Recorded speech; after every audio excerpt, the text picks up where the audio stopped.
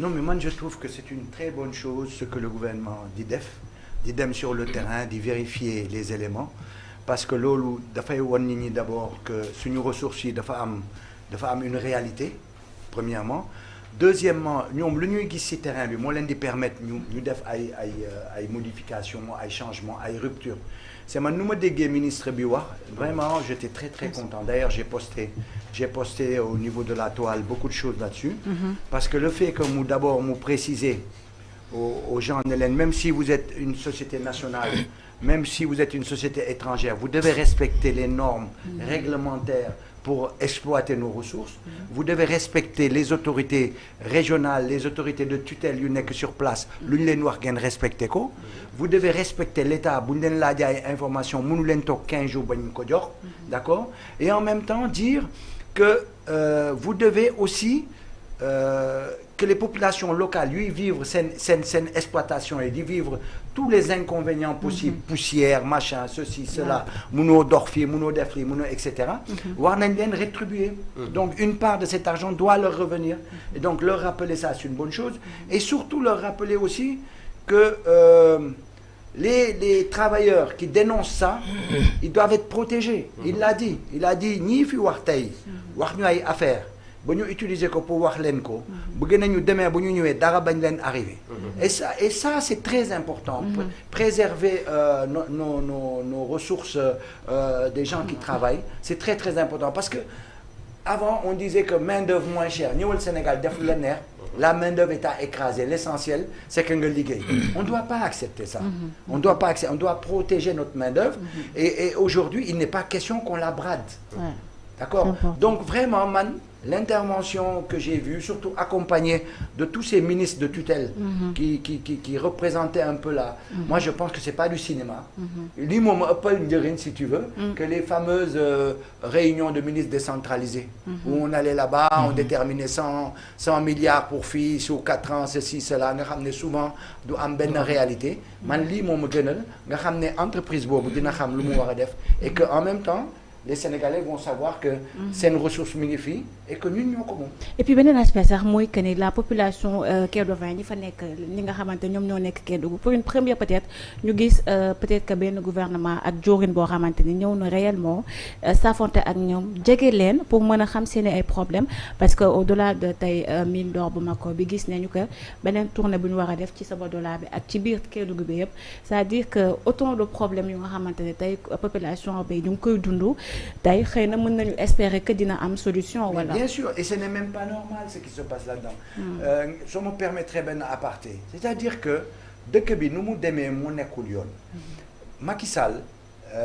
en 2013 pour mu dugg ITIE dafa créer OFNAC. OFNAC bu mu ko créer, c'est pas qu'il a eu un élan de démocrate comme ça, c'est que ITIE soo buggee dugg dans l'ITIE, l'Institut pour les transformations extractives, soo si buggee dugg il faut nga respecter yenn normes yi mooy il faut que ñu xam ce contrat yi nu muy demee, il faut ceci, il faut cela. Et donc il y a une structure qui respecte ça, qui gère ça, mooy l'OFNAC, ñu xam affaire yi. Donc il l'a créé, mais bu mu ko créé automatiquement le si génne dès qu'on l'a accepté, parce que la preuve après il a mis, comme on appelle, sous le coude tous les dossiers qui venaient.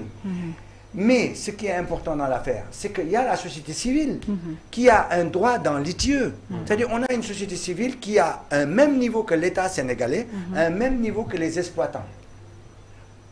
Société civile boobu la ñu war a questionner. Comment ça se fait que les rapports du Sénégal ñoom duñu ko xoolaat ne du nii la demee, que waa Sabodala les populations n'ont rien, parce que ñoom ils disent qu'il faut absolument que les populations locales puissent récupérer une partie de cette donne. Elles n'ont jamais récupéré ces populations, sinon on ne le voit pas. Comment ça se fait cette société civile n'a pas joué son rôle? Parce que tout simplement fii on a eu affaire à une société civile, faut nga xam ne l'État moo ko choisir wala l'État moo leen permettre. Donc c'est pourquoi je dis qu'il faut que ce nouveau gouvernement là xam que toute société civile qui bouge ne va pas dans le bon sens, et que les équilibres que nous cherchons dañ ko war a jouer à fond. Les gens ne doivent pas avoir peur à ce que les structures, les interventions soient plurielles, que affaire bi vienne de partout. L'essentiel, que les gens s'expriment et qu'on puisse avoir le point de vue. Et c'est pour ça que c'est bien cette affaire-là, parce que moi je tape sur cette société civile parce que elle n'a pas mené son rôle, par rapport aux exploitants et par rapport au rapport pour que le Sénégal am ay note de 18 sur 20 ay yooyu ñu koy jox quoi loolu ça prouve que quelque part il y a un dysfonctionnement. Alors Moussa Sy yow lay ñëw par rapport ak visite boobu nga xamante ni Diorin mu ngi koy amal foofee ca Kédougou gis nañ mine de Mako bi mais peut-être que man fi ma lay interpeller mooy c'est par rapport ak ouvrier yi li ñu fay dund tey bu ñu la waxee journée boo duggee mais à l'intérieur boo xasee ba dugg déjà amul benn peut-être que matériel bu nga xamante ni moom moo lay protéger da ngay jël comme exemple ñuy liggéeyee Mboro mais aussi mieux plus loin peut-être que tey information yi pour génnee mënuñu ko joxe doo jël photo doo wax dara donc c'est-à-dire peut-être que bu ñu amul woon tey gouvernement wala ministre bu dem sur place pour xool doon lañ toog peut-être que d'ici peut-être 100 ans duñu xam lan moo xew réellement foofu. waaw comme monsieur Benjeloun mi ngi fi moom mooy représenté F24 diaspora xam na waa diaspora yuy seetaan monsieur et madame Camara confiance Sainte-Honorine Paris nee na ñoom ñu ngi suivre voilà ñoom ñu ngi suivre monsieur et madame Camara ñu ngi suivre émission bi di rafetlu sa teewaay xam nga mami liñ naan mbéjum kanam borom moo koy fajal boppam wala ñu naan souvent wuudee nu mu la gisee rek la lay ëwalee tey bu ñu nekkee ci par exemple benn communauté nit mën a ñëw gan mën a ñëw jàpp sama ay doom di leen toroxal di leen duma kooku sama ñàkk fayda bopp man la parce que tey boo demee foofu ñu wax ay Kédougou ay Saraya ak yooyu mais am na benn fleuve bu ñu def Falémé fleuve boobu moom la habitants yi di utiliser pour seen besoin seeni besoin ci même fleuve boobu ci la orpailleurs yi clandestins yi si la ñuy utiliser def ay produits si la ñuy ndox moom si la moom la ñu sottiwaat ci fleuve bi donc mu nekk beneen catastrophe environnementale parce que ñooñu moom la ñuy utiliser di si sangu di ci fóot seen jur geeg yëpp di ci lekk. léegi mu nekk affaire bu doy waar ñun ñu am suñu ressource naturelle muy or ba démb lan nga daan dégg su fa amoon ay éboulement yooyu ñoo naan ay Burkina Bay wala ay Ivoiriens wala ay Guinéens ñoom ñoo fekk c'est-à-dire que ay étrangers ñoo ñëw dugg suñu dëkk. di piller suñu ay ressources ñu croiser les bras. foofu nag foofu damay lire lenn lu capitaine Touré wax lu xam ni man daf ma tiital. nee na en 2019 moom dafa dem en tant que nan laa ko mën a expliquer en tant que gendarme ñu am une enquête bu ñu doon def ci mine boobu ñu ministres yi demoon démb. mais ñu tere ko ñoom malgré ko nekk gendarme à 1 kilomètre ñu leen dem leen accéder ci mine bi moom en tant que gendarme capitaine Touré tey moom la publié en tant que gendarme à 1 kilomètre ñu tere leen mi ngi nii. En mai 2019, lorsque j'étais enquêteur sur une exploitation frauduleuse d'or dans le parc national Niokolo-Koba, j'étais interdit de mettre les pieds à moins de 1000 mètres de l'usine, qui ont fait l'objet de cette visite médiatisée de certains membres du gouvernement à Kédougou. Pourtant, j'étais officier public de mon pays, de surcroît censé apporter la lumière sur une question d'intérêt général, aussi vitale pour un pays en développement que sont les ressources minières. Bu nekk affaire bu doy waar. doy na wax complètement. bu ñu demee bàyyi étranger dugg suñu biir dëkk suñu ay éléments force de l'ordre war a ñëw enquêter ñu leen mi ngi mel ni rek dafa ma ça me fait rappeler un peu kaawu Mali bi ñu demee ba au nord à un moment militaire malien yi Kidal amuñu woon droit dem fa tant que te demandé wuñu autorisation de la France alors que seen territoire la woon. léegi visite bi nag man dama koy rafetlu mais li ma si jaaxal mooy ak solo bi mu am démb rek dama doon lancer benn défi sama ay copains man leen booy je vous maa ngi leen di lancer benn défi la presse ne va pas en parler tey benn journal rek moo ko titre benn ñi ci sës yëpp ñu ngi ñuy génneel ay opposants yu bees ñu nga xam ne par exemple du temps de Macky Sall occupé wu ñu benn poste ñoom la ñu génneel tey ñuy wax alors que lii dafa nekk mën naa ni dafa nekk benn parce que nit ñi dañ yaakaar ni ñoom dañoo dem visite démb rek ñibbisi. ñu ngi foofu ba tey te dem nañu ay Sobadola ak yooyu yëpp dem fa xool te boo xoolee ministres yi dem ministre des mines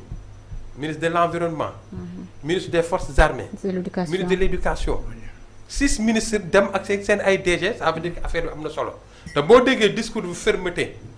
bi Birame Souleye Diop tenir très ferme te ferme ça veut dire que il faut s'attendre à d'ici quelques jours que ñu jël ay mesures fortes donc moom loolu moom bu mu bett kenn ils vont prendre des mesures fortes. parce que sénégalais yi dañ doon dégg ni am nañu or Kédougou Sabodala ni mais bi ñu gisee image yi te image yi foofu tamit il faut ñu remercier un jeune parce que du presse moo publié y a un jeune qui est avec eux ku ñuy wax Bentaleb Sow moo photo yëpp moo tax moo koy wax yenn sites yi nga xam ne ñu ngi reproduire les images nee naa leen il faut rendre à César ce qui appartient à César Bentaleb moo fa dem photo baaxee ñu ko yéen tamit boo leen ko jëlee au moins ça ne vous coûte rien ngeen au moins ce sont des images xam nga qui nous proviennent de après mais en tout cas daal lu fekk dañu doon xalaat dañu doon yaakaar ni gént la wala nu ñu doon nettali la léegi lu wóor la teg nañ ci bët gis nañu usine yaa ngi fa ñu ngi liggéey guddi ñu ngi liggéey bëccëg ñu ngi extraire léegi nag comme dañu nekk ci ñoom dañuy wax slogan jubal jubanti warul yam ci slogan dafa war a effectif. Absolument. foofu xam nañu am na lu fa dëng dañ ko jubanti te bu ñu paree ci zone Sabodola ay kii yooyu nañu ñëw Mboro yaa ICS bu ñu jógee ci ICS Mboro nañu dem ci zircon bi parce que foofu yëpp ay nébuleuse la foofu yëpp exploitation minière moom foofu yëpp ay nébuleuse la nañ dem xoolaat ko ñu jubanti ko xool li nga xam ne ñun Sénégal ñun ñoo ko moom ñu récupérer encore une fois population locale yi gis ci seen bopp parce que or mënul génn ci benn béréb bu mel ni ay Kédougou ngay xool image yi doo gis tali ay rang-rang ñu mu tuddati poussière bi tu vas te dire mais ñii nan la ñuy dundee alors que foofu dafa war a nekk Eldorado ba nit ñi di jóge ay Dakar ngay toog nga gis El Hadj nga ne El Hadj ñu la wax El Hadj mi ngi Sabodala wala El Hadj mi ngi Kédougou parce que foofu commencé na naat en tout cas daal vraiment lu may rafetlu lu may saluer la au moins Sénégalais yi xam lan moo nekk seen dëkk ñu wane ko te bu mu yem ci effet de com bi rek nañu sentir après les vraiment mesures yi bu ko defee ñu xam ne ñun li ñu moom au moins ñu jël ko suqali si suñu réew. alors Bente si yow lay ñëw par rapport ak li ñu jot a waxandi muy entreprise boobee di Soretni déjà peut-être que li ñuy xaarandi mooy bu ñu demee foofee visite et tout dinañu jox les informations yi nga xamante ne moom moo soxal ñëpp mooy part bi nga xamante ne Sénégal moom la fay am mais aussi paiement impôt bi mais li nga xamante ne moom mooy population bi waa Kédougou ñoom aussi lan moo leen ci nekk li nga xamante moo leen di revenir. waa dëgg la question bi am na solo torop parce que tamit. souvent c'est des questions yoo xamante ne ci dëkk yu ñu ko gis rek souvent dafay am ay syndrome de guerre yoo xamante ne dafay am mais boo jëlee pour ce cas d'espèce boo demee ci tableau de classification des éléments chimiques des éléments périodiques par exemple boo jëlee or bokk na ci ñoo xamante ne moo ëpp teneur te moo ëpp solo tamit. C'est ça. parce que or boo demee ci côté monnaie day intervenir boo demee aussi ci côté électronique aussi day intervenir boo demee aussi ci côté takkuwaay côté esthétique aussi day intervenir donc tellement que c'est un métal précieux bi nga xamante ne dëkk bu ko am waroo tumranke mais ce qui est un peu écœurant dans toute cette histoire mooy Kédougou bu ñuy wax ne gis nañ ko fa bokk na ci région yu gën a pauvre au Sénégal région yu gën a reculé ça aussi il faut le dénoncer. Donc très sincèrement les deux régimes yoo xamante ne jiitu nañ fii je ne sais pas si moralement war nañ leen topp wala juridiquement parce que bu leen fàtte ne scandalu Sabadola bi les populations eux-mêmes se sont révoltées. Bon les forces de défense et de sécurité aussi il faut tamit ñoom ñuy xool seen taxawaay qu'il soit beaucoup plus adapté ak jamono fu mu toll parce que on a vu aujourd'hui un régime en Guinée Dadis Camara le procureur a requis une perpétuité contre Dadis Camara parce que pour avoir brutalisé des populations qui manifestaient qui n'étaient pas du tout armées donc c'est même une occasion ça parce que le général Moussa Fall aussi on a vu comment il a dirigé di wax ne Moussa Fall a sécurisé le pays non Sénégal 1960 la jël indépendance ba léegi amul fenn foo xamante ne mun nañu ne fii ay bandits ak malfaiteurs ñoo fi ne te boobu ce n'était pas Moussa Fall qui était ici du excuse pour Moussa Fall parce que gendarmerie wala police wala les forces de défense dañ leen équiper sur l'argent du contribuable jox leen ay gànnaay donc quand des populations manifestent pour dénoncer war nañu brimer population bi war nañu am une répression sanguinaire loolu nit ñi dañ koy dénoncer parce que Kédougou problème mu Sabadola bi les gens ont dénoncé ba amoon na ci mort d'homme les gens ont été arrêtés des étudiants donc quelque part ça état est fautif donc ñooñu war nañu di constituer en association di yóbbu tamit état yoon wala yóbbu ko CPI mais pourquoi pas parce que rawatina sax Macky Sall dafa dugal en 2016 les nouveaux droits nu mu tudd des citoyens. les ressources humaines appartiennent. citoyen dafa am droit ci ressources am c'est Macky Sall moo ko fa dugal ci 15 points yu mu dugal. bon beneen bi aussi mooy dafa am lu ñuy wax responsable lu ñuy wax RSE pour entreprise bu ne. mooy responsable responsabilité sociétale d'entreprise. mooy entreprise fépp fu mu nekk am na loo xamante ne war na di ko mën a gérer. or dafa précieux boo jëlee crise du dollar bi en 71 Nixon bu muy décréter la non convertibilité du dollar en or parce que xaalis boo koy émettre ci ñaari base nga koy émettre da ngay am lu ñuy wax contrepartie mooy soit da ngay yor or bu doy wala nga yor diamant bu doy pour nga mun a maanaam kii sa monnaie bopp parce que boo jëlee Bruxelles moom moo nekk banque centrale européenne parce que oru Congo ak diamant Congo yépp la ñu yóbboon la ñu pillé moo tax dañu am réserve bu bari pour au moins ñu mën a maanaam di émettre xaalis bu bari moo tax tey boo jëlee Bruxelles ñu ne la moom mooy banque centrale européenne bi ñu ne la foofu la nekk donc quelque part lu ñu mënul accepter mooy te ça doit être publié parce que constitution bi moom moo ko mayee mooy nit ñi dañu am droit am information bu ñu waxee un code minier moo protéger affaire yu bari ça c'est faux c'est archi faux parce que conflit de loi dans le temps moom mooy quand il y a une loi nouvelle elle a la primauté sur la loi ancienne d'autant plus que lii dañ ko dugal ci constitution bi donc bépp loi organique boo xamante ne wala une loi wala règlement boo xamante ne dafa ne le code minier doit être un code top secret loolu mënatul valable parce que constitution bi dafa nekk ci kawam. moom mooy ndey àtte te boo jëlee constitution bi sax nga teg ko ci côté mooy les lois communautaires OHADA wala yeneen mais transparence dafa am ba ci Nations Unies bi nga xamante ne mooy ndeyu charte wala moo nekk seen maam te moom dafa ne citoyen dafa am droit ñu koy informer dafa am droit mu xam lu bari lu xew ci biir réew mooy wàllu transparence bi aussi moo tax yaa ngi koy wax Sénégal bu mu buggee dugg ci ITIE Macky Sall était obligé mu indi fi OFNAC pour lan c'était pour tout simplement mu am transparence parce que le souci majeur c'était la transparence mais moom bu taxawee mu ne maa jël sama conc teg ci dossier yu bari mais kon ban transparence la ñuy wax bon Birame Souleye ce qu'il a fait il a très bien commencé le régime là man de très sincèrement fenn rek laay amee déception ci ñoom mooy bu ñu ñëwee di lëndëmal nit ñi parce que loolu ñoom wanewuñu ko d'abord ci seeni nekkin ak seeni doxalin ak lu ñu jot a wone ba fu mu toll nii parce que boo jëlee le pionnier même ou bien l'architecte du projet de Pastef c'est Ousmane Sonko qui chaque fois bu muy commencer di lancer wu en politique dafa ne liggéey naa 15 ans amul kenn Sénégal fii ku mën a taxaw ne may na ma fukki dërëm donc tey aujourd'hui si cette personne maanaam avec le président Bassirou Diomaye Faye mu nekk du ma wax sax actuellement poulain parce que président mënatul nekk poulain wu kenn donc ñoom ñaar franchement yàlla moo bëgg a Sénégal rek parce que y a une complicité entre ñoom ñaar maanaam bu doon sëy la boo ko doon seet da ngay wax sëy bi mun na mujj ci lu rafet parce que kii nekk na nit ku dal yaru na Sénégal yu bëri ñu ngi koy seedeel loolu Ousmane te Bassirou du wax Ousmane day wax